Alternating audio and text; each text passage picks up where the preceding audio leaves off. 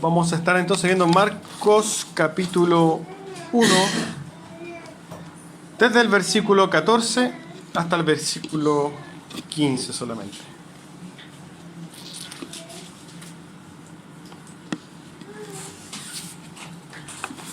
Cuando lo tenga encontrado, se pone de pie y leemos juntos la palabra de nuestro Dios. Marcos 1, versículo 14 y 15. Dice así la palabra del Señor. Después que Juan fue encarcelado, Jesús vino a Galilea predicando el evangelio del reino de Dios. El versículo 15 dice, diciendo, el tiempo se ha cumplido y el reino de Dios se ha acercado. Arrepentíos y creed en el evangelio. Tome asiento. A modo de introducción, no es la primera vez que hemos hecho una crítica al dispensacionalismo y hoy día vamos a aprovechar de hacer otra crítica sumamente importante para la comprensión de la palabra de Dios el día de hoy. El sistema teológico, digamos, de la dispensación, lo que enseña la teología de la dispensación, es que Jesús nunca predicó el evangelio. Enseñan que Jesús predicó el reino de Dios. Ahora bien, nosotros hoy día vamos a ver qué relación tiene el evangelio con el reino de Dios. Si nosotros vamos al texto que estamos viendo de hoy, nos dice literalmente que Jesús sí predicó el evangelio, las buenas noticias de salvación, ¿cierto? Pero para que se comprenda lo que el dispensacionalismo enseña es que Jesús predicó un reino terrenal. Vino Él como a ofrecerse como el rey prometido, un rey terrenal que lo iba a libertar del yugo romano, y que este reino que Jesús predicó fue rechazado por los judíos. Entonces, en respuesta a esto, Dios, en un plan de contingencia, podríamos decirlo, hace o inventa este nuevo evangelio para la iglesia, donde nosotros somos parte de un paréntesis. Dios trata directamente con, esto es lo que enseña el dispensacionalismo, que Dios trata directamente con el pueblo de Israel a través de la historia, pero como Israel rechazó al Mesías, hace un paréntesis y nos mete a nosotros como iglesia. Y que nuevamente cuando Él se supone rapta a su iglesia, se va a volver a predicar el reino de Dios en la tierra. Nosotros podemos comprender que esto está totalmente equivocado y que lamentablemente forma parte de la enseñanza del 95-98% de las iglesias en nuestro país. Se enseña esto. La gente lamentablemente se le enseña esto, pero ni siquiera lo entiende. Pero esto es lo que enseña el sistema teológico dispensacional. Nosotros vamos a ver si es que Jesús efectivamente predicó el evangelio. En cuanto al contexto, nosotros sabemos que Jesús antes de esto había pasado, ¿cierto?, por su bautismo, se había ido al desierto. Y si ustedes ven en sus Biblias, el título es Jesús principia su ministerio.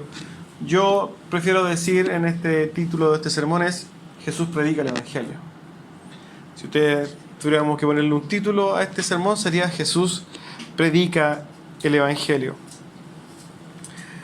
Cuando nosotros hablamos de tratar de comprender el texto que nosotros estamos tomando, generalmente en estos evangelios sinópticos, nosotros siempre nos respaldamos o nos apoyamos en los demás evangelios, ¿cierto?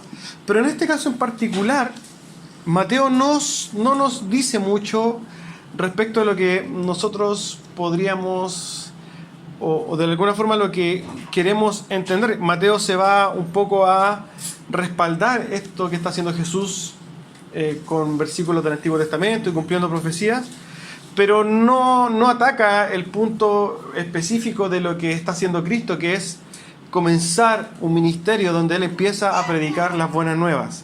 Es por eso que hoy día no vamos a tomar pasajes de Mateo. Y Lucas, la verdad que si bien nos da un panorama específico, lo vamos a tomar netamente o solamente para datos contextuales. No, tampoco nos vamos a meter hoy día. Hoy día nos vamos a remitir a la importancia de lo que nos dice Marcos respecto a este pasaje. Jesús, después de que Juan el Bautista es encarcelado, vuelve a Galilea y empieza a predicar el Evangelio diciéndoles: el reino de Dios está aquí. Entonces, para poder entendiendo un poquito más del contexto, lo primero que nos dice el texto es que después de que Juan fue encarcelado, ¿a qué Juan se referirá? ¿Al apóstol Juan? ¿A Juan Pérez? No, Juan el Bautista, ¿cierto? Juan el Bautista, el que se retrata en los primeros capítulos, en los primeros versículos de este capítulo, el hombre que bautizó a Cristo. Este hombre que predicaba el arrepentimiento de pecados es encarcelado por Herodes. ¿Por qué? ¿Por qué Herodes, de alguna forma, encarcela a Juan el Bautista? Se dice que Herodes admiraba a Juan el Bautista, pero ¿qué pasa? Herodes tenía una relación incestuosa, para que el contexto, y esta mujer, la mujer Herodías, que se le dice, se conoce como Herodías, pero que Josefo la describe como Salomé. Josefo es un historiador romano, judío romano, la describe como Salomé, pero como era la mujer de Herodes, era conocida, la Biblia la describe como Herodías. Y como ellos estaban en una relación incestuosa y Juan el Bautista los exponía, esta mujer estaba con sangre en el ojo, se podría decir, con Juan el Bautista. Y cuando tuvo la oportunidad de vengarse esta mujer, le pidió tomaron a Juan el Bautista como prisionero para matarlo. Nosotros sabemos que después de esto Juan el Bautista es asesinado. Pero es en el contexto en que Juan el Bautista está encarcelado cuando Cristo vuelve a Galilea. Y fíjense lo que empieza a decir Jesús después de que Juan el Bautista es encarcelado. La palabra nos dice que Jesús vino de Galilea predicando el Evangelio del reino de Dios. Jesús vino predicando el Evangelio del reino de Dios. Esto ya debería llamarnos un poco la atención. Se supone que se nos enseña que son cosas separadas, ¿cierto? Pero aquí nos está diciendo que Jesús está predicando el Evangelio del reino de Dios. En otras palabras, está proclamando buenas nuevas de salvación como don gratuito de Dios para los hombres. No olvidemos lo que significa evangelio. Y esta es una pregunta que ustedes saben que en lo personal yo siempre se las hago, ¿cierto? ¿Qué es el evangelio? ¿Y por qué soy tan incisivo quizás? ¿Por qué soy tan insistente respecto del conocimiento y el manejo del evangelio? Porque no solamente porque a través del evangelio nosotros fuimos salvados, ¿cierto? Sino que es la única herramienta que Dios nos dio, ¿para qué? Para salvar a los demás. Nuestro hermano Darío hoy día nos decía: nos preocupamos por los que hoy día no conocen al Señor. Nos preocupamos por el amigo, el familiar que no conoce a Dios y que está perdido o muerto en sus delitos y pecados, y que hoy día, si se muere en un accidente de tránsito, se va al infierno. ¿Estamos nosotros preocupados de esto? Bueno, Dios nos dio una herramienta para poder llevar salvación a estas personas. ¿Y cuál es? El Evangelio. Si nosotros no comprendemos el Evangelio, si nosotros no somos capaces de predicar el Evangelio, no hay salvación. Por eso es que hoy día vivimos un fenómeno donde las iglesias están llenas de gente, pero prácticamente no hay hijos de Dios. ¿Por qué? Porque las fórmulas de traer a la gente a la iglesia son: ven a buscar tu bendición, ven a ser feliz, ven a arreglar tu matrimonio, ven a tener prosperidad económica, ven a tener salud, ven a sanarte una enfermedad, pero nunca es la predicación del Evangelio. Y esto es un problema gravísimo que ha traído, lamentablemente, hermanos, terribles consecuencias en las iglesias de hoy día. Es por eso que está el show de las iglesias que nosotros hoy día vemos en la televisión, Es por eso que hoy día nosotros vemos como un montón de gente sale en la tele incluso diciendo esto es el Evangelio, cosa que no es. Es por eso que nosotros tenemos una tremenda responsabilidad de predicar fielmente el Evangelio de Jesucristo, pero tal como es. Y es importante entonces no olvidar lo que significa el Evangelio, que más aún es lo que Jesucristo predica en su ministerio. Jesús principia su ministerio, ¿cómo lo hace? Anunciando el Evangelio. El Evangelio son las buenas noticias, ¿cierto?, de salvación. Y hay contenidos importantes, y vamos a seguir dando al tema del Evangelio. Hay contenidos importantísimos dentro del Evangelio y los vamos a repasar hoy día.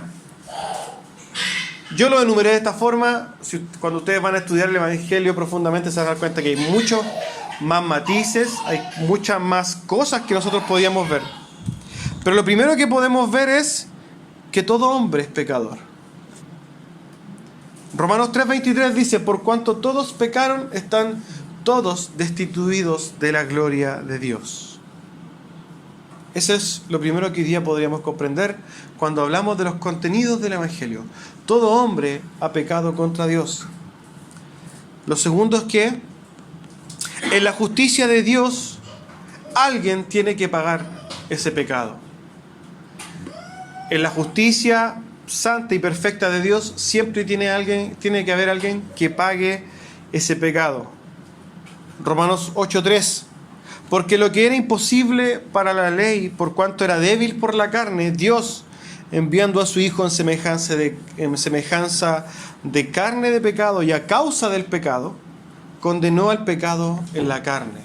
Es a través de Jesucristo que esta paga es satisfecha. Romanos 3 también nos dice claramente de qué se trata el sacrificio de Cristo, satisfaciendo la justicia de Dios. Otro contenido importante dentro del Evangelio, el arrepentimiento. Todo hombre tiene que cumplir con el arrepentimiento para salvarse. Sin arrepentimiento no hay salvación. El llamado de todos los grandes hombres de Dios, ¿se acuerdan cuáles eran? Vengan porque Dios te va a sanar. Ven porque Dios va a prosperar tu casa. No, era arrepiéntanse. Hechos 3:19. Así que, dice Pedro, arrepentíos y convertíos para que sean borrados vuestros pecados, para que vengan de la presencia del Señor tiempos de refrigerio. Nosotros no podemos tratar de predicar el Evangelio sin hablar del arrepentimiento. Otro punto importante, el llamado a creer en el Salvador. El llamado a creer en el Cristo. Si nosotros no sabemos, porque si no ponemos al hombre en su situación pecadora respecto de la condición de Dios, de nada sirve Cristo. Pero cuando una persona está condenada y necesita ese Salvador, es cuando Cristo, el Salvador, tiene que ser presentado y tiene que ser llamado el hombre a creer en Jesucristo. Tal como Juan 3:16, como dice, porque de tal manera amó Dios al mundo, que ha dado a su Hijo unigénito para que todo aquel que en Él cree no se pierda, mas tenga vida eterna. Son componentes básicos estos del Evangelio. Usted tiene que manejarlos y manejar todos los componentes del Evangelio al revés y al derecho. Si usted no maneja a profundidad el Evangelio, estudie el Evangelio hasta que usted tenga la capacidad de presentarlo de diferentes formas, pero pueda manejarse para poder presentarlo. Hay aspectos también importantes que comprender del Evangelio, características del Evangelio. Por ejemplo, el Evangelio es una salvación que desde el comienzo hasta el fin es una obra de Dios. El hombre es solo un espectador.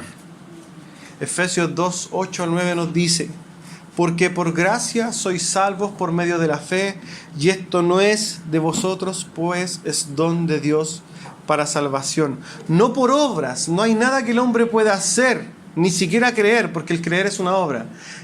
No hay nada por obras, sino que es todo de Dios. ¿Para qué? Para que nadie se gloríe. Otra cosa que comprender del Evangelio es que el Evangelio es excluyente. Eso quiere decir que solamente el Evangelio es la puerta de entrada al cielo. Juan 14:6 dice Jesús: yo soy el camino, yo soy la verdad y yo soy la vida, y nadie viene al Padre si no es por mí. La iglesia se ha empeñado hoy día en hacer estrategias para llenar las iglesias, porque se supone que si tú estás en la iglesia eres salvo. No, la iglesia está llena de gente inconversa, lleno de gente que fue a la iglesia un montón de tiempo, pero que se perdió. ¿Por qué? Porque no tuvo un nuevo nacimiento. Porque no entró a través de Cristo. Porque entró a través de una experiencia que vivió basada en sí mismo, en su egoísmo, pero no en su condición pecaminosa delante de Dios. Algún día vamos a poder ver una serie profunda respecto de las bienaventuranzas y cómo las bienaventuranzas nos enseñan profundamente el proceso de conversión, de cómo Cristo describe la conversión del hombre, cómo el hombre tiene que estar pobre de espíritu, entendiendo que no tiene nada que hacer delante de Dios. Pero hoy día, por el contrario, se le enseña a la gente que solamente asistiendo a las iglesias, tú ya te vas a ir al cielo. Eso es lamentable.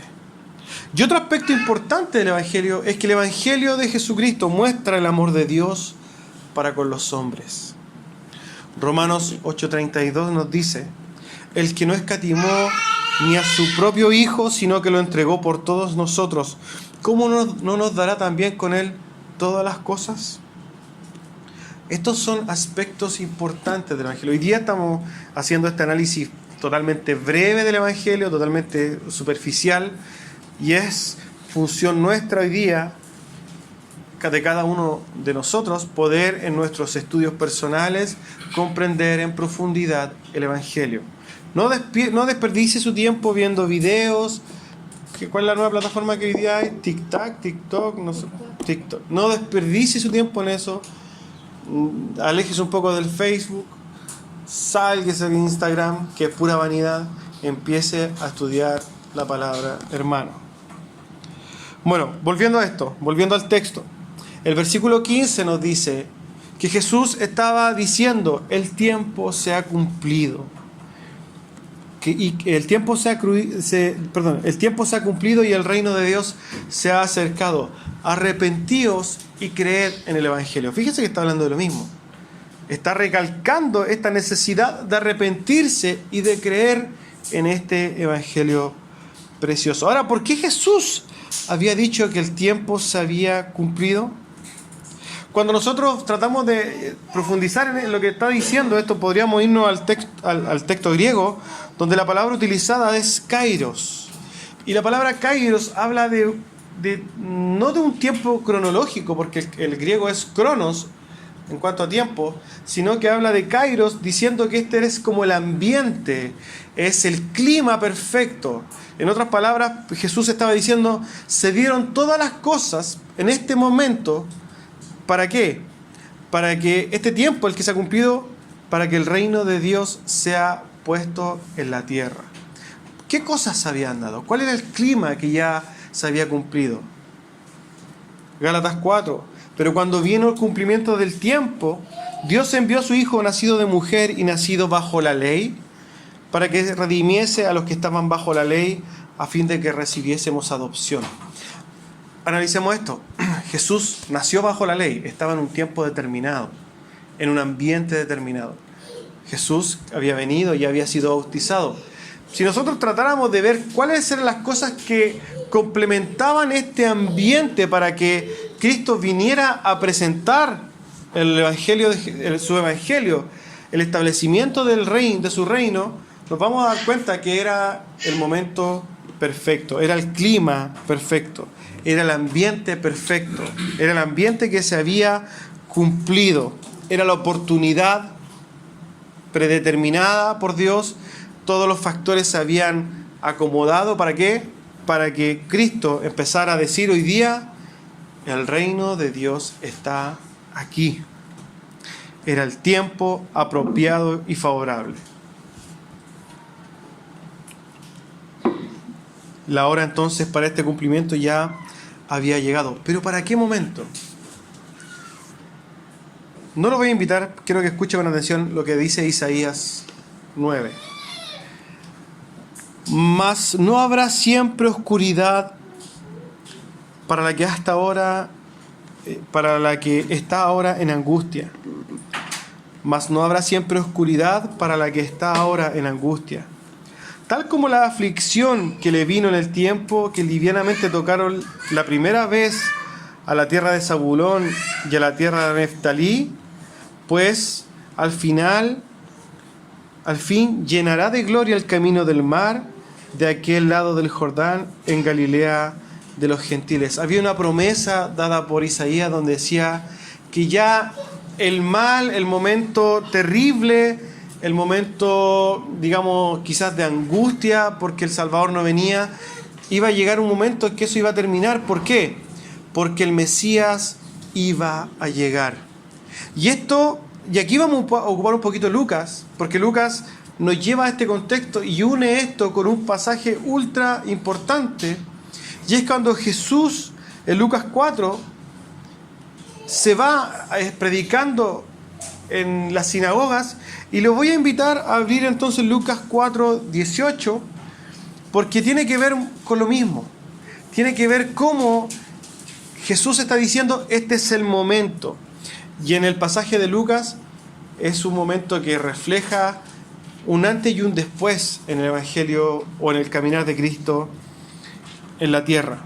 Lucas 4:18 al 21 dice: el Espíritu del Señor está sobre mí, por cuanto me ha ungido para dar buenas a los pobres, me ha enviado a sanar a los quebrantados de corazón, a pregonar libertad a los esclavos y vista a los ciegos, a poner en libertad a los oprimidos, a predicar el año agradable del Señor. Y enrollando el libro, lo dio al ministro y se sentó. Los ojos de todos en la sinagoga estaban fijos en él, y comenzó a decirles: hoy se ha cumplido esta escritura delante de vosotros. La promesa que estaba hecha en el libro de Isaías diciendo iba a venir un Salvador, Cristo, dando una señal pública a las sinagogas, la empieza a decir y le dice: esto se cumplió, el momento llegó, yo estoy aquí. Esto para los judíos era un golpe terrible. ¿Por qué? Porque ellos estaban esperando al Mesías y Jesús no era lo que ellos esperaban. Es por eso que después se describe cómo lo sacan de la ciudad para apedrearlo, como lo hacían con cualquier hereje, pero Jesús se escabulle entre la multitud. Ojo con esto, hermanos. Esto, de alguna forma, es el anuncio público hacia el mundo, decirle: el reino de Dios está aquí. El consumador del Evangelio está acá. Vemos que la primera, ¿cierto? La primera luz pública de esto es el bautismo, pero acá lo hace ya ejerciendo su ministerio Cristo. ¿Y se acuerdan la importancia de que Jesús fuera el Cristo? Cuando Juan el Bautista, preso, no sé si lo vamos a ver en Marcos más adelante, le manda a preguntar con sus discípulos a Jesús: ¿tú eres el Cristo? ¿Y qué le responde Jesús? Dile que los ciegos ven, que los cojos caminan, que los esclavos son libertados. ¿Por qué? Porque estaba citándole esto: el tiempo había llegado. Y es sumamente importante comprender esto, hermanos. Es sumamente importante lo que Jesús nos dice. El reino de Dios hoy día está en la tierra. Cuando nosotros vemos y comparamos el reino de Dios y el reino de los cielos, descrito por ejemplo en Mateo, mucha gente los diferencia. No, es que Jesús está hablando de diferentes reinos: el reino de Dios, el reino solo, el reino de los cielos.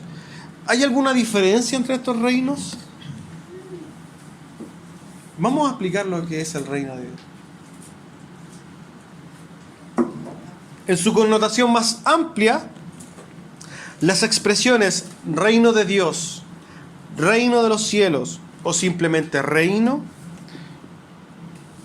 indican un reinado, claramente, un gobierno, la soberanía de Dios. Indica que nosotros estamos formamos parte de un todo en el cual nosotros tenemos un rey que nos gobierna. Cuando nosotros buscamos la amplitud de este tema, nosotros nos damos cuenta que tiene que ver con todo lo que tiene que ver con la soberanía de Dios sobre nuestras vidas, pero siempre y cuando somos parte de su pueblo amado, somos parte de su reinado escogido. ¿Por qué? Porque nosotros podríamos decir que el mundo forma parte del reino de Dios, pero Dios no lo utiliza en ese contexto. ¿Por qué? Porque si bien Él es soberano, Él está de alguna forma ejerciendo un control específico o de alguna forma especial ¿sobre quién? Sobre su iglesia, no sobre el mundo. Acuérdense que de alguna forma Él es soberano en el mundo, pero le entregó a Satanás. Toma, haz lo que quieras. Y si bien Él tiene a su escogido y los va a llamar, Él tiene un pueblo santo adquirido por Él, un pueblo especial, el cual es su iglesia. Y Dios en su palabra trata a su reino, en este caso su pueblo, a nosotros, la iglesia. Y cuando nosotros estamos de alguna forma en el reino, nosotros estamos entonces formando parte del reino de los cielos, del reino de Dios o del reino. Es lo mismo. En otras palabras, estar en su iglesia, estar en el pacto, significa ser parte del reino de Dios. Y esto es importante, justamente un libro que estoy leyendo que tiene que ver con nuestra diferencia como bautistas respecto de los hermanos presbiterianos. La verdad que nosotros en nuestra teología, en nuestra forma de ver el pacto de Dios, tenemos una pregunta que nos diferencia y es: ¿quién está en el pacto? Y nosotros vemos el bautismo como señal de entrada al reino del cielo, ¿cierto? Al reino de Dios. ¿Por qué? Porque para entrar al reino, ¿nosotros qué tenemos que hacer? Arrepentirnos. Recién ahí somos parte del reino de Dios. Y es por eso que nosotros no bautizamos niños. ¿Por qué? Porque el bautismo es una señal, de alguna forma, de entrada a este pacto. Los presbiterianos dicen no. Nosotros tenemos una iglesia donde está la gente, nosotros bautizamos a los niños y asumimos que están en el pacto. Pero no es así como nosotros lo vemos. Nosotros creemos en el credo bautismo, o sea, el hombre que cree se bautiza.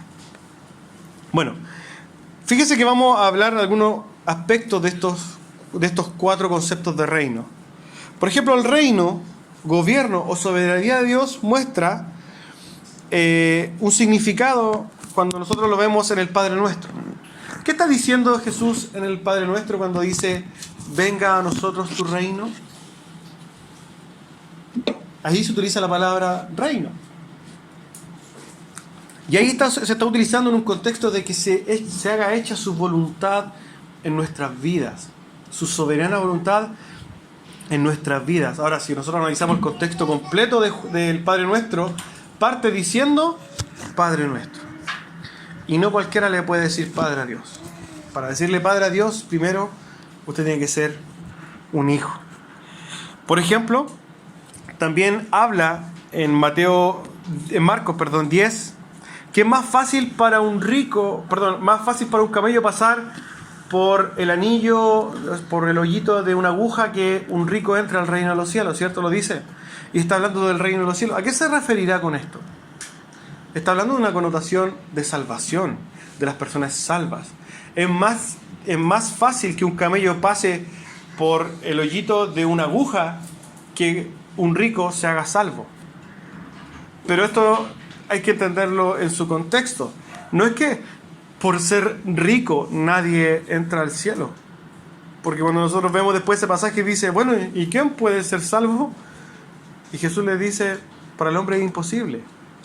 Porque el hombre no se puede salvar a sí mismo, ¿cierto? Ahí está utilizando la palabra, el concepto de reino de los cielos, también en un concepto de salvación. También lo utiliza para dirigirse a la iglesia, por ejemplo. Mateo 16. Sobre esta roca edificaré mi iglesia, dice. Y a Pedro le dice, te daré las llaves de este reino. ¿A qué se referirá? ¿Que Pedro es el que está, como piensan todos, que Pedro está en la puerta del cielo dando la entrada y que hacen chistes de eso? No. Es que Pedro, de alguna forma, jugó una parte fundamental de llevar por primera vez el evangelio a los gentiles. Y Él le dio la oportunidad a los gentiles por primera vez ¿de qué?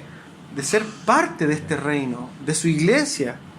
También habla del universo redimido, del nuevo cielo, de alguna forma, pensémoslo, del cielo en el cual nosotros vamos a estar.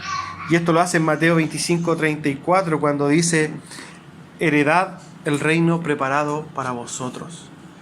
Y ahí está hablando de una heredad futura, ¿cierto? Pero también está hablando del reino. Ahí está hablando en un contexto de nuestro reino eterno y celestial, cuando estemos todos juntos separados. Si ustedes se dan cuenta de las diferentes utilizaciones de la palabra reino, todas tienen que ver con la iglesia, la salvación, nuestro pueblo separado y redimido. Y fíjense con esto, a diferencia de nuestra introducción, volviendo a la introducción, a diferencia de lo que enseñan en muchas iglesias, que Jesús vino a predicar el reino terrenal, como que Él iba a ser el rey que iba a derrotar a los romanos, Jesús nunca predicó eso. Jesús vino siempre a hablar del evangelio del reino de los cielos, de este mismo evangelio del reino de Dios, de la salvación. Le dice: arrepentíos y creed en el evangelio. No le decía: arrepentíos y creed en el evangelio, ¿para qué? Para ser su rey terrenal. No, Jesús nunca habló de eso. Jesús siempre habló de las cosas celestiales. Espero que usted también trate de dar un tiempo al entendimiento de los diferentes sistemas teológicos, para que cuando uno pueda hablar, usted entienda con mayor claridad. Porque yo creo que hay muchas cosas de las que hemos dicho que quizás lo van a dejar tambaleando o en duda. Por eso es importante que usted estudie. Pero para hacerlo de forma sencilla, Jesús siempre predicó el reino celestial, la salvación, las cosas espirituales. Jesús nunca predicó de un reino terrenal. Y queremos concluir de alguna forma el análisis de este pasaje cuando Jesús llama a creer en el evangelio. Es lo último que dice el versículo 15. En otras palabras, lo que Jesús estaba diciendo al decir creed en el evangelio, le está diciendo: convertíos, arrepentíos. Lo dice justo antes: arrepentíos y creed en el evangelio. Y este es un llamado directamente de Dios a la salvación. Este es el mismo llamado, hermanos, a la fe que nosotros deberíamos hacer. Cuando usted predique el evangelio, dígale a la gente: crea en el evangelio, huya de la ira venidera, ten un cambio de mente, busca a Dios, busca a tu Salvador, arrepiéntete de tus pecados, deja tu vieja vida, busca las cosas celestiales, tal como lo dice Jesús al decir: creed en el evangelio. Está llamando a creer en este evangelio precioso. Fíjense que esta fe a la cual llama Dios incluye, por ejemplo, conocimiento, incluye confianza. En palabras del Catecismo de Heidelberg,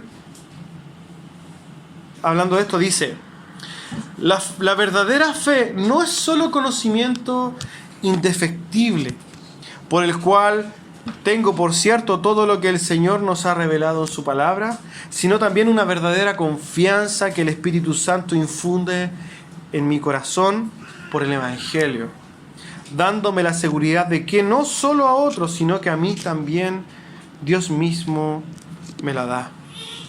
Me otorga remisión de pecados, la justicia y la vida eterna, y eso lo hace de pura gracia y solamente por los méritos de su Hijo Jesucristo.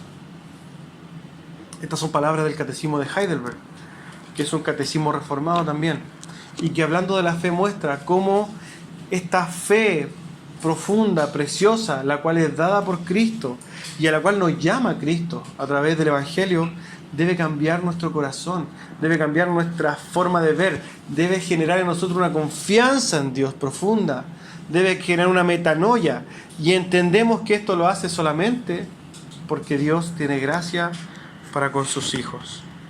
Este llamado que Cristo hace de creer el Evangelio hoy día está más vigente que nunca, hermano. Y es un llamado que podemos decir que fue hace 2000 años, está vigente el día de hoy, porque hoy día un montón de gente, como nos dijo nuestro hermano, se están perdiendo. Un montón de gente muere. ¿Ustedes se han fijado? Si ustedes han buscado estadísticas, ¿cuánta gente muere diariamente en el mundo?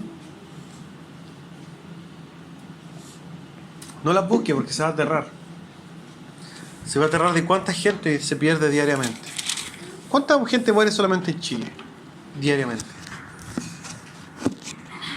Búsquelo para que sea removido por este interés. Un hijo de Dios debe, como nosotros lo vemos en muchas partes de la palabra, conmoverse por la condición espiritual de los demás. Esto debería nosotros movernos a predicar el Evangelio, no estar tan cómodos como estamos.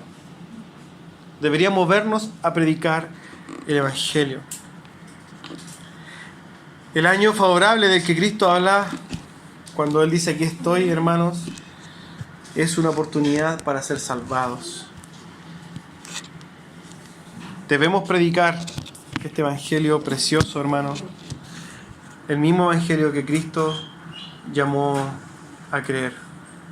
Es importante, y quiero quizás devolverme un poquito en este pasaje que nosotros leímos en Lucas, cuando Jesús llama, dice, bueno, el Espíritu está sobre mí, ¿cierto? Y he venido a sanar a los enfermos, a dar vista a los ciegos, a poner en libertad a los oprimidos. Esto habla también del año favorable de Dios, ¿cierto? Y nosotros lamentablemente vemos cómo este pasaje es totalmente sacado de contexto. Nosotros fuimos víctimas de alguien que predicó lamentablemente esto en un contexto, o ni siquiera en contexto, es de una forma totalmente desviada, diciendo, lo usan los hoy día apóstoles de la prosperidad para decir, bueno, ahora yo, como apóstol o pastor, el Espíritu de Dios se para sobre mí, porque he sido ungido para darle buenas noticias, y este va a ser el año favorable, tus deudas se van a ir, vas a tener prosperidad económica, vas a tener salud. Hermano, Jesús dice ahí, más abajo, hoy se ha cumplido esta escritura. Nosotros no tenemos que pensar o buscar Isaías y este fragmento para decir, ¿y cuándo se va a cumplir? Eso ya se cumplió. Y eso no se puede volver a utilizar hoy día para mentirle a la gente. Cuando nosotros hablamos y cuando nosotros insistimos en que el estudio de la palabra es algo fundamental, lo es, hermano. Porque ¿cómo usted va a defender, cómo usted le va a enseñar a un hermano que es víctima de esto si usted no conoce esto? El estudiar no solamente para ser edificado, ¿cierto? Porque claramente nosotros somos alimentados por la palabra, pero también tiene que ver con cómo yo estoy preparado para defender esta palabra, para enseñar a otra gente que está en el error, cómo estoy yo preparado para contender el error. Sea responsable, hermano, y utilicemos la palabra de buena manera. A modo de exhortación final, un pequeño pensamiento para concluir esto. Un evento considerado livianamente y que muestra la despreocupación de las profundidades de el momento exacto, es el momento exacto donde el mismo Cristo, el mismo Dios, el mismo Verbo hecho carne, nos dice y nos llama a creer en el Evangelio. Un llamado sin lugar a dudas que debe ocupar un podio entre los llamados más importantes que ha recibido el hombre a través de la historia de la humanidad. La reproducción de este mensaje debe ser una obligación para cualquier persona que se identifique como hijo de Dios. Este llamado es el más importante que nosotros podemos darle a la humanidad, a nuestros seres amados, a nuestros cercanos. Este acto precioso de predicar el Evangelio, y que por lo demás ni siquiera consideramos, es un mandato de Dios para nosotros. Id y predicar el Evangelio a toda criatura debería ser una constante preocupación y meta en nuestras vidas. Oremos a Dios para que nos perdone por nuestra indiferencia y a la misma vez nos dote de la fortaleza y valentía para poder ejercer esta maravillosa misión. Amén. Vamos a orar, hermanos. Pónganse en pie.